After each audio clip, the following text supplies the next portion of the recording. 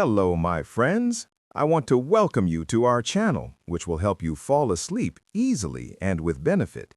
Share with us where you're watching from right now and what time it is for you, and while you're writing, I'll begin. Why do sacred scriptures, usually perceived as collections of prayers, contain extremely detailed descriptions of aerial ships capable of traveling beyond the atmosphere? How could populations of the Bronze Age possess information about the effects of radiation which they captured with frightening accuracy in legends about divine weapons? And the main question, what if the four well-known Vedas are only an authorized, simplified version? Where are the rest then, the ones deemed too risky for society? This is only a small fraction of the secrets we will delve into today. Make yourself comfortable, as our conversation is guaranteed to help you fall asleep.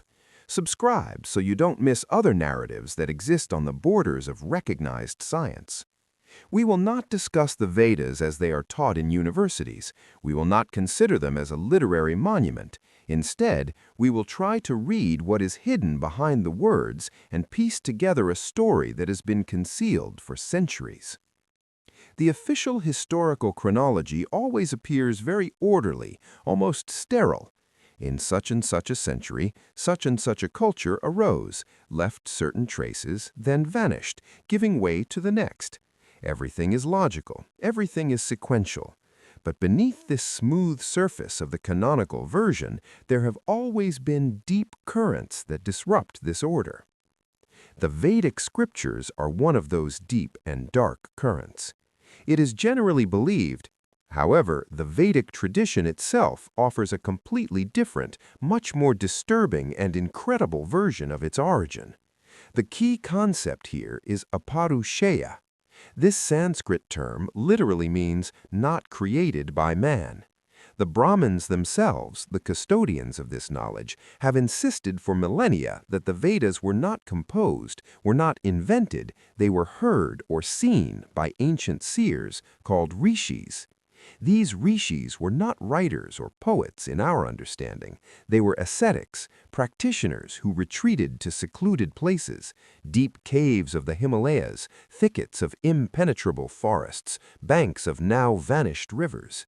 There, with the help of the most complex practices of self-restraint, contemplation, and detachment, they brought their consciousness into a state where it became a kind of receiving device. And in this state, knowledge descended upon them, not in the form of a written book, but in the form of sound vibrations, rhythmic structures, mantras. These mantras, woven into hymns, formed the corpus of the Vedas. Tradition calls this divine revelation. But let's put aside the familiar religious interpretation for a moment and ask a simple question. If the knowledge was non-human, whose was it? Official doctrine, both religious and scientific, offers its convenient answers. But there is another version which is not customary to discuss in respectable academic circles. A version that turns ancient sages into operators of the most complex receiving apparatus and gods into something completely different. This hypothesis suggests that the knowledge encoded in the Vedas has an extraterrestrial origin, that rishis in altered states of consciousness communicated not with disembodied spirits, but connected to some informational source, a communication channel broadcasting data from a civilization immeasurably more advanced than humanity at that time. It sounds like science fiction, but let's turn to the texts themselves. The Rig Veda is full of descriptions that are extremely difficult to interpret as simple mythological allegories. They are too detailed, too technological.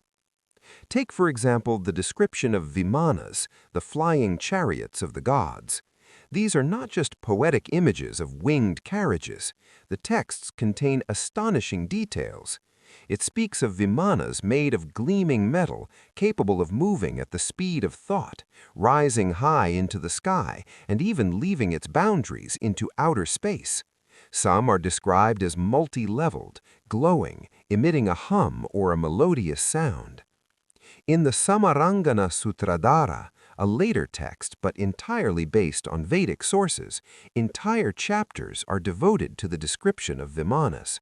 It discusses materials for their construction, principles of movement, even sources of energy, one of which is vaguely named a mercury vortex. Vimanas are mentioned that can become invisible, hover in place, perform sharp maneuvers impossible for any modern aircraft. Official science dismisses this, calling it all poetic imagination, but imagination must be based on something. People of the Bronze Age, whose main means of transportation was an ox-drawn cart, could hardly have invented with such scrupulous accuracy a concept of a controlled flying apparatus with such characteristics. This is not like the myth of a flying carpet. This is like an attempt to describe a technology, the operating principle of which was completely incomprehensible to the observer. Or let's look at the gods. The main god of the Rig Veda is Indra, the king of gods, the thunderer. His main weapon is the Vajra. Usually it is translated as lightning or thunderbolt, but the description of the Vajra in the hymns make one doubt such a simple interpretation. It is described not as a natural phenomenon, but as some kind of manufactured device, metallic, with 100 angles and 1,000 points, which Indra holds in his hand. When he uses the Vajra, it flies with a terrifying roar, emits a blinding light, and strikes enemies with absolute precision. It is capable of splitting mountains, changing river courses, and even destroying entire fortresses. One hymn tells how Indra uses the Vajra to fight the demon Vritra, who blocked the flow of rivers. This battle is described not as a duel of two mythical creatures, but as a large-scale operation involving a weapon of colossal destructive power. After Vritra's defeat, the waters rush back into their channels. Isn't this an image of terraforming or a large-scale engineering operation described in the language of myth? The rishis themselves who received this knowledge were not ordinary people. They were individuals with special psychophysiological data who, through years of training, developed the ability to perceive these transmissions. Their retreat to mountains and forests was not simply an escape from the world. It was a conscious choice of places with certain characteristics. Ancient texts speak of places of power, where the boundary between worlds thins.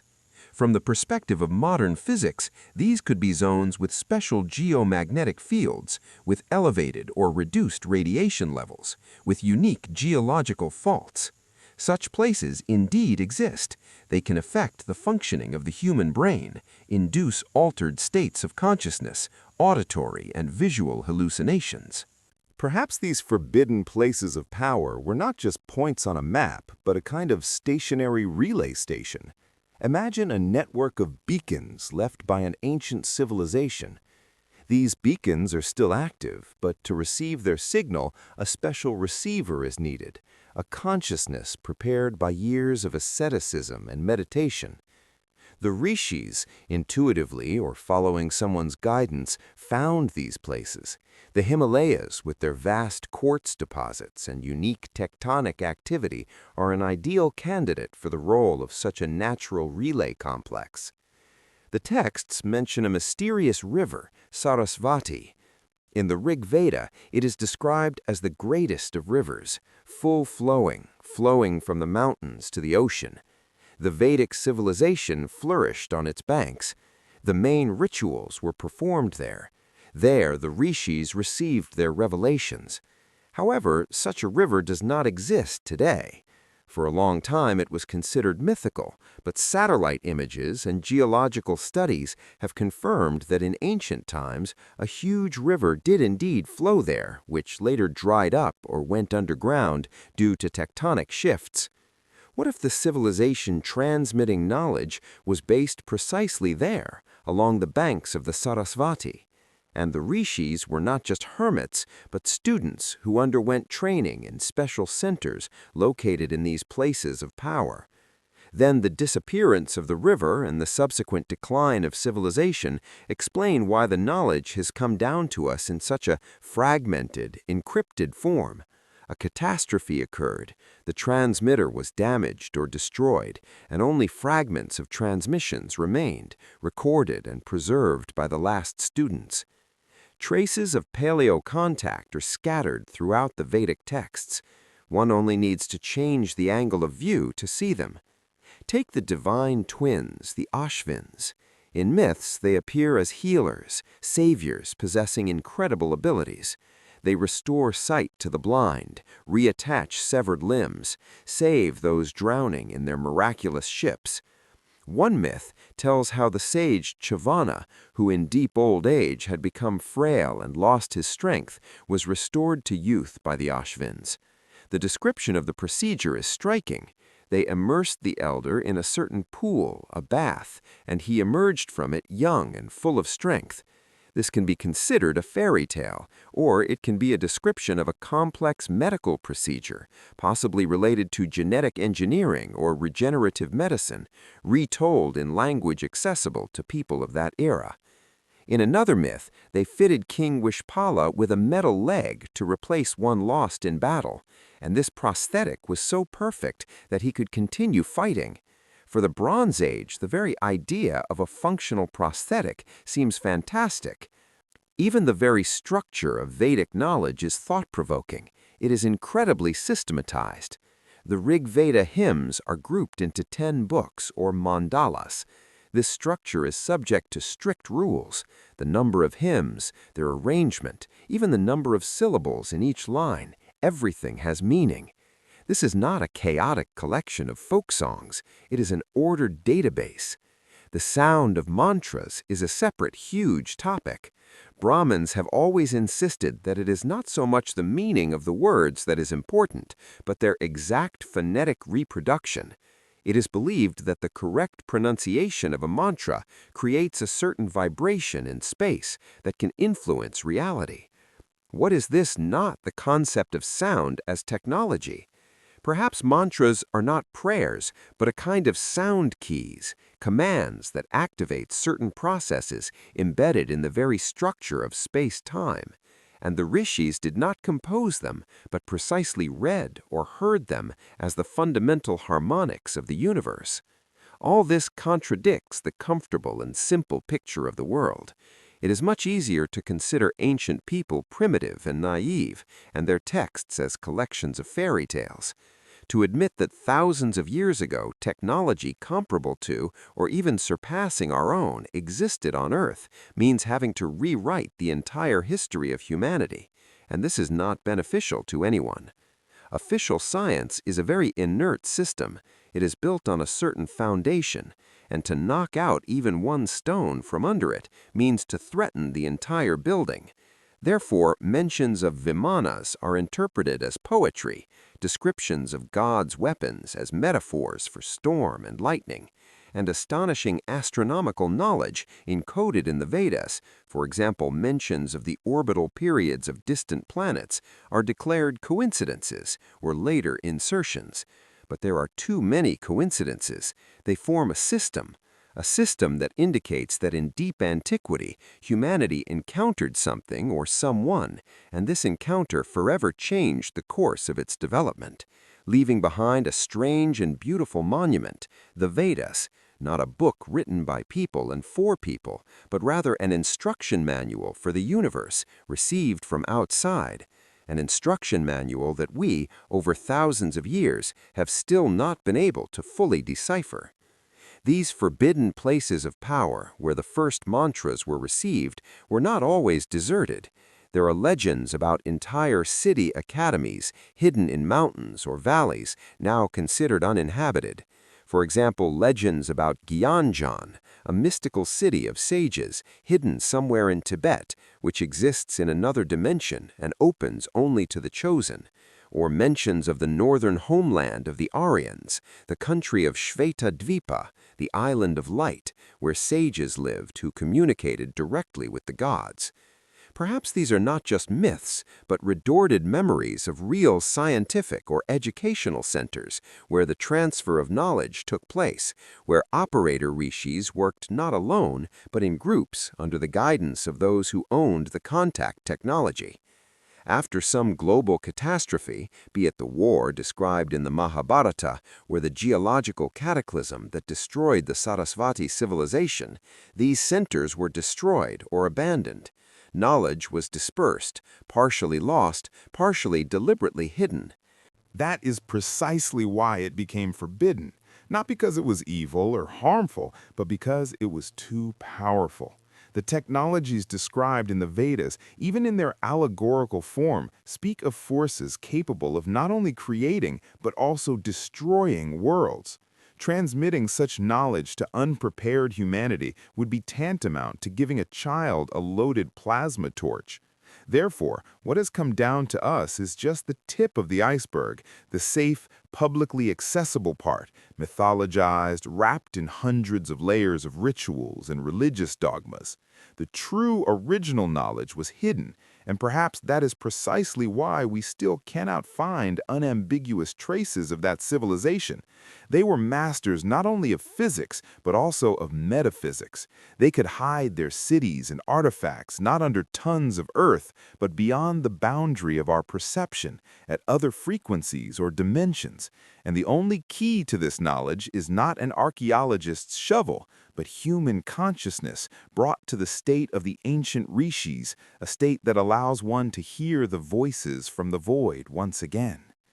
The canonical list of sacred texts known to any Indologist and anyone interested invariably includes 4 names. This is the so-called Chatur Veda, or fourfold knowledge, Rig Veda, the Veda of hymns, Samaveda, the Veda of melodies, Yajur Veda, the Veda of sacrificial formulas, and Atharva Veda, the Veda of spells. This quartet seems to be the unshakable monolithic foundation of the entire Vedic tradition. It exists as if outside of time, as an axiom that requires no proof. However, upon closer study of ancient texts, especially epic literature, this neat and harmonious quartet begins to crack.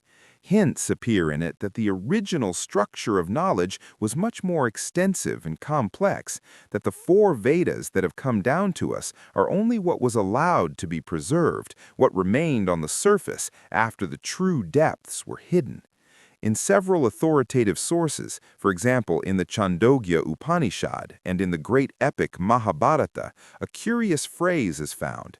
There, when listing the sciences and knowledge that a sage should possess, after the 4 Vedas, a 5th is mentioned. This 5th Veda is called Itihasas and Puranas, that is, epic tales and mythological stories of antiquity. The Mahabharata itself modestly calls itself the 5th Veda. At first glance, this seems like just an attempt to give epic literature greater authority by placing it on par with the sacred revelations of the rishis. Official science adheres to precisely this interpretation. But what if this is not an exaltation, but on the contrary, a trace of demotion? What if originally there was a full-fledged 5th Veda containing the sacred history of humanity, chronicles of the deeds of gods and heroes, as well as detailed descriptions of past civilizations and bygone eras? This is about the concept of the so-called yugas. These are not just centuries or millennia in our understanding. A yuga is a link in a grand chain of cosmic cycles. Vedic cosmology describes the path of the world's development as a gradual descent from a state of spiritual purity and harmony of the Golden Age, or Satya Yuga, to an era of total decline, conflict, and ignorance called Kali Yuga, the very era in which, according to this tradition, we now reside. Understanding these cycles is not just knowledge of history, it is a key to understanding the fundamental laws of development and degradation of civilizations, laws that allow predicting the future. If such a historical Veda truly existed and contained not myths, but a real chronicle of past yugas, information about the rise and fall of great civilizations, about the causes of their destruction, then preserving it in its original form would be extremely undesirable for those who wanted to establish a new order. It was much easier to lower its status. From a sacred revelation of Shruti, it turned into a tradition of Smriti. It was removed from the canon, turned into a collection of instructive stories for the masses, having first removed from it everything most important and potentially dangerous. This would be the first and most massive operation to conceal knowledge, for history is the key to managing the future. He who controls the past controls the present. However, the mention of the fifth Veda is only the threshold to a much deeper and more disturbing secret. There are scattered, almost erased traces of another lost text, which in its potential surpassed perhaps all other knowledge combined. This is the so-called Natya Veda. In the usual understanding, Natya Veda, or more often Natya Shastra, is an ancient treatise on theatrical art, attributed to the sage Bharata Muni. It is a fundamental work on dramaturgy, music, dance, stagecraft. It analyzes in detail all aspects of performance, from theater architecture to the classification of emotions the viewer should experience. These emotions are called rasa, and there are 9 of them: love, laughter, sorrow, anger, heroism, fear, disgust, wonder, and peace. The whole treatise is dedicated to how to evoke the desired rasa in the audience using various artistic means, and this is where the key lies. Modern man perceives art as entertainment, a way to obtain aesthetic pleasure or food for thought. In the ancient world, everything was different. Art was technology. Dance, music, theater were inseparable from ritual, and ritual in turn was a way of direct interaction with reality, a mechanism for changing it. The hypothesis, which is not custom to discuss, is that the original Natya Veda was not a textbook on acting. It was a manual on managing reality through art. It was a technology for influencing consciousness, both individual and collective, with the aim of changing the physical world. Let's examine the mechanics of this process as it can be reconstructed. The foundation of everything is vibration. Vedic cosmology states that the entire universe is sound, vibration, mantra. These are sound codes that resonate with certain aspects of reality. But music is nothing more than a complex, harmonized mantra. Dance is a mantra expressed in movement, in the geometry of the body in space.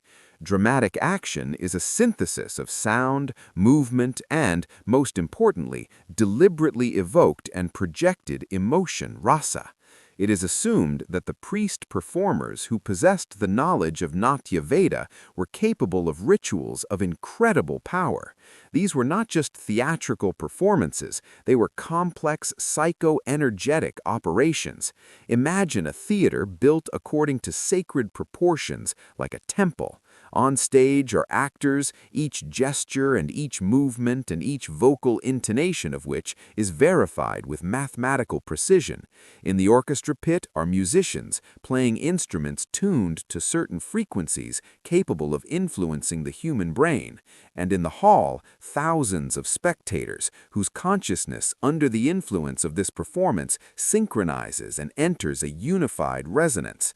The goal was not just to make them empathize with the hero. The goal was to accumulate a huge volume of psychic energy, focus it on a specific rasa, for example, heroism or peace, and then direct this collective, concentrated emotion to a specific target. This could be anything: summoning rain, ensuring a harvest, healing a sick person, strengthening the spirit of an army before battle, or even destroying an enemy fortress from a distance. This is no longer art. This is a technology of creation or destruction, the ability to manipulate collective consciousness and, through it, material reality. Possession of Natya Veda gave power comparable to that of the gods, and this also explains why it had to disappear. Knowledge of such power in the hands of people prone to anger, greed, and pride, exactly as humanity is described in the Kali Yuga, is a recipe for total catastrophe. Perhaps the keepers of this knowledge, seeing where the world was headed, made a conscious decision. They did not destroy Natya Veda, they neutralized it. They removed from it all the technological, ritual, metaphysical component, removed the keys, formulas, instructions for tuning consciousness, and left only the outer shell, a beautiful but completely safe treatise on art. They turned a weapon of world creation into a textbook for theater universities. Where did these forbidden sections of knowledge disappear? Not only from Natya Veda, but also from other texts. There are several versions, and most likely they are all correct, complementing each other. The first version is physical destruction. The ancient world was not idyllic. It was full of wars and cataclysms. The great battle of Kurukshetra, described in the Mahabharata, is essentially a description of a world war using weapons of mass destruction. In the fires of such conflicts, entire cities and civilizations perished, and with them libraries burned, carriers of knowledge, Brahmins, who for centuries transmitted texts orally, died. The Vedic tradition was oral for a long time. The loss of just one generation of teachers could lead to the irreversible loss of entire layers of information. What was recorded later was already incomplete, fragmented knowledge. The second version, deliberate concealment. Sages of the past, foreseeing the onset of dark times, themselves removed the most powerful and dangerous parts of the teaching from public access. They divided knowledge into exoteric, for everyone, and esoteric, for a narrow circle of initiates. What we call Vedas today is the exoteric part, safe hymns, general rituals, and everything concerning real technologies, whether it be reality management through art, creation of vimanas, or weapons of the gods, was taken away to secret repositories. These repositories were not necessarily physical libraries hidden in the caves of the Himalayas, although that option is not excluded.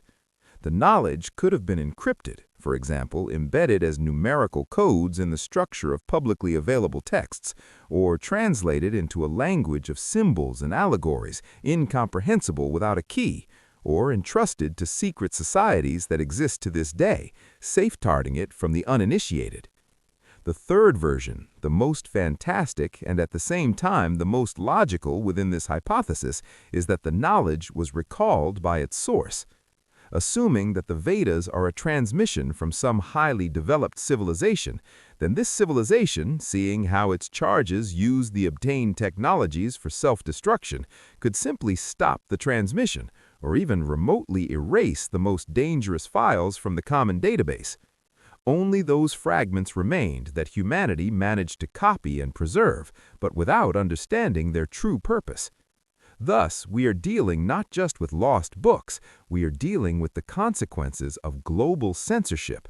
Someone, either humans themselves or their hypothetical teachers, conducted a massive editing of the entire body of knowledge accessible to humanity. They tore out the most important pages, leaving us with a beautiful but incomplete book.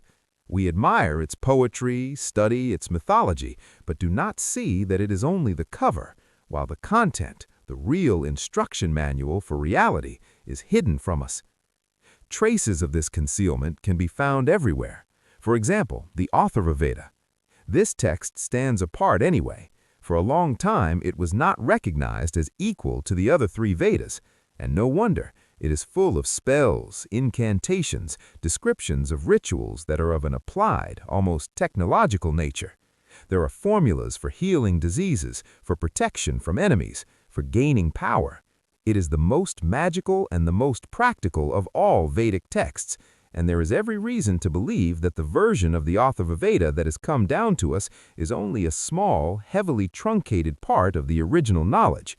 The sections dedicated to truly powerful influence technologies were likely the first to be removed.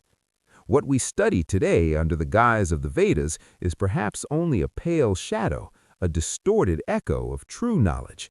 Knowledge that did not just describe the world, but gave tools for changing it.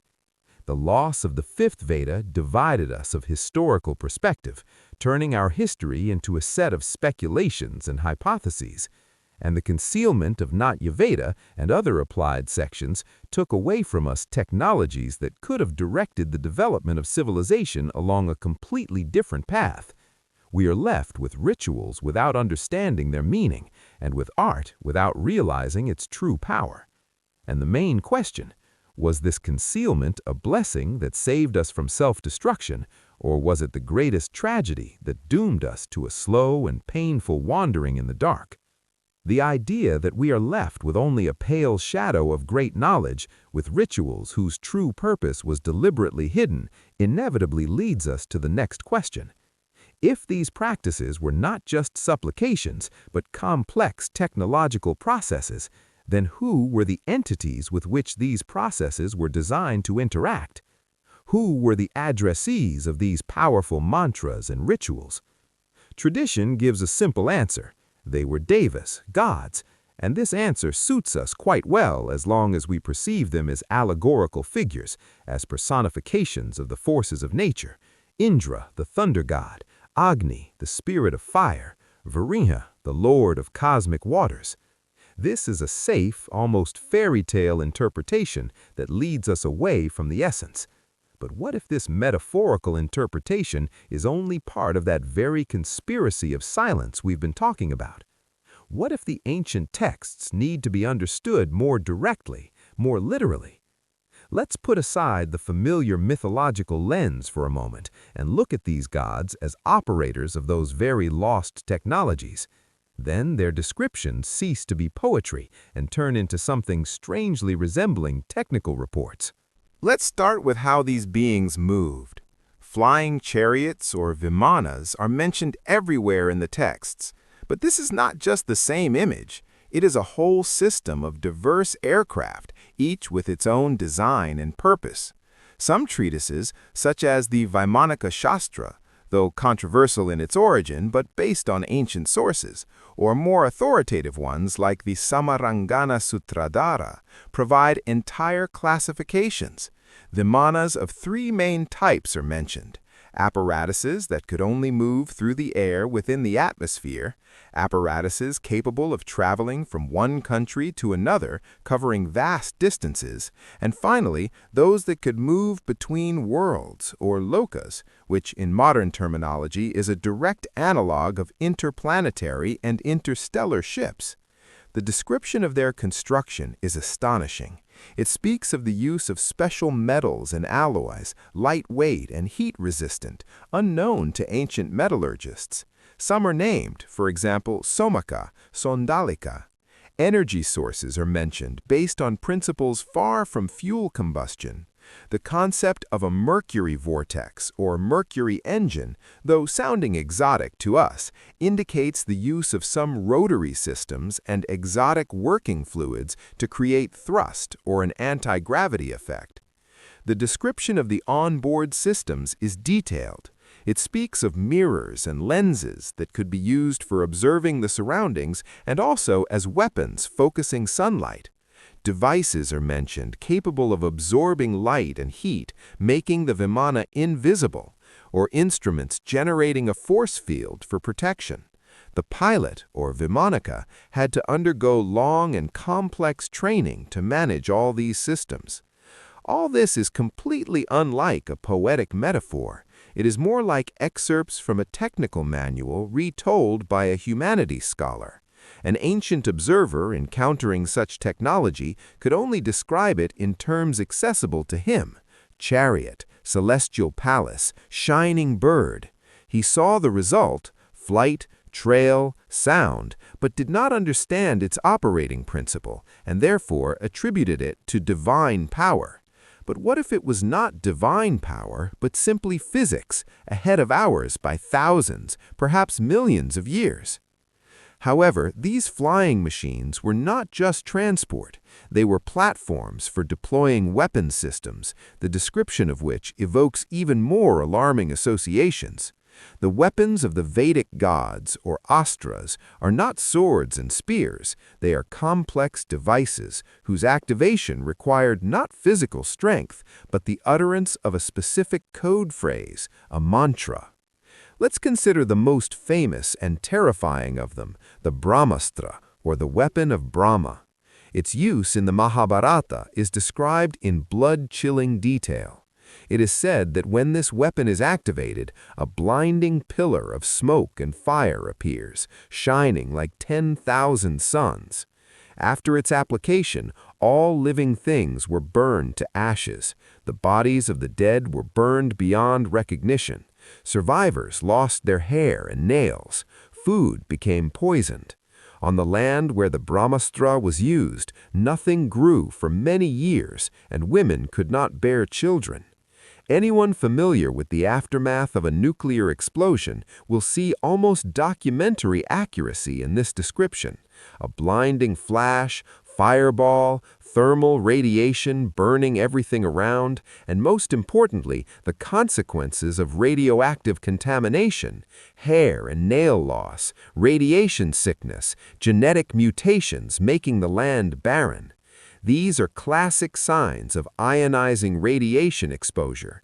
An ancient poet, not having words like radiation or atomic explosion in his language, could not describe it otherwise. He described what he saw: unprecedented light, terrible heat, and long-term consequences he did not understand, which looked like a divine curse. And this is not the only example. The Pashupatastra is mentioned, Shiva's weapon capable of destroying the entire universe, or the Narayana Astra, which released millions of deadly projectiles simultaneously, pursuing their targets.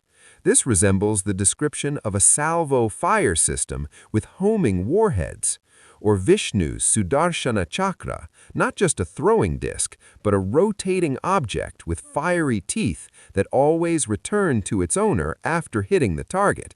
Is this not a reusable, high-precision kamikaze drone? Accepting the technological nature of this weapon completely changes our perception of Vedic epics. The Mahabharata ceases to be a myth about the struggle between good and evil. It becomes a chronicle of a global conflict of civilizations that possessed weapons of mass destruction and did not hesitate to use them. And these so-called gods in this story are not all-powerful celestials, but simply representatives of one of the warring sides, possessing a higher level of technological development. They were not gods, they were just better-armed soldiers. This interpretation also sheds light on the deepest, most personal aspect of Vedic teaching, the concept of reincarnation. In the traditional understanding, reincarnation, or samsara, is the endless cycle of transmigration of the immortal soul, Atman, from one body to another according to the law of karma. But let's try to apply the technological lens here as well. What is the soul, or Atman, from the perspective of information theory? It is a unique information package, a complex data structure containing the entire personality, memory, experience, inclinations of an individual, what we call consciousness. And what is the body? It is a biological carrier, an organic computer, the hardware on which the consciousness program runs. This carrier is imperfect. It wears out, ages, is susceptible to damage, and eventually ceases to function. In this paradigm, reincarnation is not a mystical process, but a technology for preserving and transferring data. When a biological carrier becomes unusable, the information package of the Atman is not destroyed. It is extracted and placed in storage, awaiting a new suitable carrier. The birth of a new being is the process of loading this information package into a new biological shell. The law of karma in this model ceases to be a moral law of retribution and becomes a kind of cosmic algorithm. All actions, thoughts, and intentions of a person throughout life are input data. They are processed by the system, and based on them, parameters for the next incarnation are formed. Performed good deeds, generated positive data, receive a carrier with better characteristics and more favorable conditions for its functioning in the next life. Accumulated negative balance, receive a carrier with limitations and difficult starting conditions. This is not punishment, but simply systemic logic, cause and effect in its pure form. Who created this system and why? Perhaps that very civilization we call gods. There could be several goals. First, preservation of consciousness as the highest value in the universe. They created a mechanism that prevents unique information packages of personalities from simply disappearing after the physical departure of the carrier. This is a giant project to create a backup copy of all intelligent life on the planet. Second, data collection. Each life is a unique experience, a unique data set. The cycle of reincarnations allows the same unit of consciousness to go through many different scenarios, collecting a colossal volume of information about evolution, sociology, psychology. For a super civilization studying the universe, this could be an invaluable research project. Third, gradual learning and development. The system of karma and reincarnation could be a kind of educational program. Consciousness, going through many lives, gradually gets rid of destructive programs, anger, greed, ignorance, and accumulates wisdom. The ultimate goal of this process is moksha, or liberation from the wheel of samsara. In a religious sense, this is merging with the absolute, and in a technological sense, it could be the final exam. When the information package of consciousness reaches a certain level of purity, complexity, and harmony, it no longer needs biological carriers. The final upload occurs. Consciousness is transferred from the planet's local network to some global cosmic network. It ceases to be an individual program and becomes part of a universal cloud storage or collective mind. This forbidden interpretation of Vedic deities and their teachings, of course, deprives the world of wonder in its mystical understanding, but it replaces it with a wonder of a different kind, the wonder of technology so advanced that it is indistinguishable from magic. It turns ancient texts from collections of myths into distorted but still real historical chronicles. Chronicles of our past in which metal ships flew through the sky, explosions comparable to nuclear ones thundered on battlefields, and life and consciousness themselves were part of a grand information system created by an intelligence we, in our ignorance, called divine. If we accept the hypothesis that the gods were not supernatural spirits, but representatives of a highly developed civilization, then the entire system of Vedic rituals appears in a completely different light. It ceases to be a set of superstitious rites intended to appease fearsome celestial forces.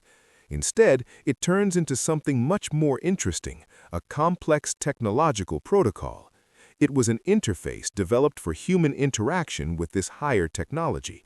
And the most important and central of these rituals, the sacrifice, or yajna, turns out to be not an act of offering, but a most complex physical process. Let's examine its mechanics. Externally, everything looks quite simple. In the center of a specially prepared area, an altar, vidi, is constructed. A fire, agni, is kindled in it. The priest, a Brahmin, while reciting specific hymns and mantras, pours into the fire oil, milk, grains, or the juice of the ritual plant soma. It is believed that the fire, Agni, being the messenger of the gods, delivers these gifts to their destination, and the gods, having received them, fulfill the request of the sacrificer. This picture collapses as soon as we delve into the details. The precision with which the yajna ritual had to be performed has nothing to do with religious reverence. It is the precision of an engineer or lab technician. The vidi altar was not just a pile of stones. Its dimensions, shape, proportions, number of bricks, and even the order of their laying were regulated with mathematical strictness. There were entire sections of Vedic knowledge, Shulba Sutras, which were essentially textbooks on sacred geometry and were entirely dedicated to the rules for building altars for different types of rituals. The slightest deviation in size or shape was considered a fatal error that could not only make the ritual useless but lead to catastrophic consequences. This suggests that the altar was not a place for gifts, but a kind of apparatus, a reaction chamber, or a focusing device. Its geometry was calculated to concentrate and direct energy in a certain way. Now consider the offerings themselves. Ghee, clarified butter, barley grains, soma juice. Why would highly developed beings managing interstellar ships need clarified butter? This is absurd if considered as gifts, but everything changes if we assume that these were not gifts but reagents, fuel. Each of these substances, when burned under strictly defined conditions of the ritual fire, released a special type of energy or created a specific field. Agni, the fire in this system, acts not just as a flame, but as a catalyst, converter, a device that transmutes the gross matter of offerings into a subtle form of energy capable of overcoming the barrier between worlds or dimensions. The texts themselves constantly call Agni the mouth of the gods and the messenger. Technologically, this can be interpreted as a transmitter that sends a signal or energy packet to its destination. What happened at the moment of the ritual's culmination? The combination of all factors, the geometrically verified shape of the altar, the precise vibration of the mantra, the chemical composition of the burned substances, created a powerful focused energy impulse. This impulse, according to the hypothesis, was capable of affecting the very structure of space-time. Modern physics operates with concepts of multidimensionality and suggests that our three-dimensional reality may be only one of many brains floating in multidimensional space. The yajna ritual may have been a technology allowing for a short time to puncture our three-brain, create a localized stable channel, a kind of wormhole or temporary portal to another dimension, to another loka where the gods resided. Accordingly, the sacrifice was not a way to feed them, but a way to call them. It was an act of establishing a communication session. The energy released during the ritual powered this communication channel, keeping it open long enough to transmit a request and receive an answer. And the answer could be anything, sending rain, healing, knowledge, or even delivering an object from their world to ours. This explains why rituals could lead to completely real physical results. It was not magic, it was applied space-time physics. And this also explains the monstrous danger of error. An incorrectly built altar could focus energy incorrectly. An incorrectly pronounced mantra could send a signal to the wrong address. The result could be an uncontrolled energy release, opening a portal to a destructive dimension, or simply the collapse of a local area of reality. The ritual was like working with a nuclear reactor. The slightest violation of the safety protocol leads to disaster.